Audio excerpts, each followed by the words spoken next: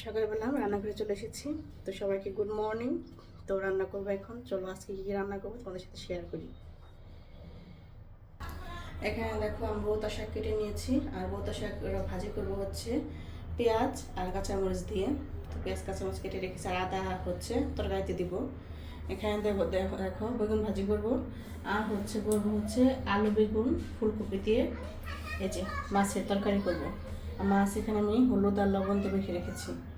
তো আজকে হচ্ছে 3টা আইটেম রান্না করবো, বেগুন ভাজা, মাছের তরকারি, আর হচ্ছে বোতা শাক।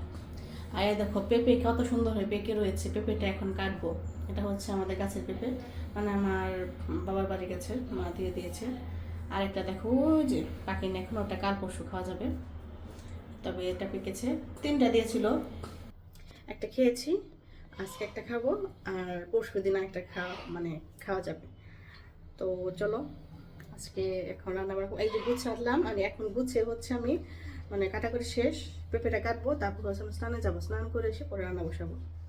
এখন তো হচ্ছে শীতকাল, বেলার সাথে একদম পারা যায় না, আবার বাচ্চাদের খাওয়াতে হবে, তো অনেক কেচাল। তো চলো। আর দেখো এটা হচ্ছে নতুন আমি মিক্সি বানিয়েছি, দেখো এই দিকতে পাইপিং দিয়েছে, দাদার কাজটা অনেক ভালো। এখন দেখে ভাবছি ওনার কাছেই বানাবো।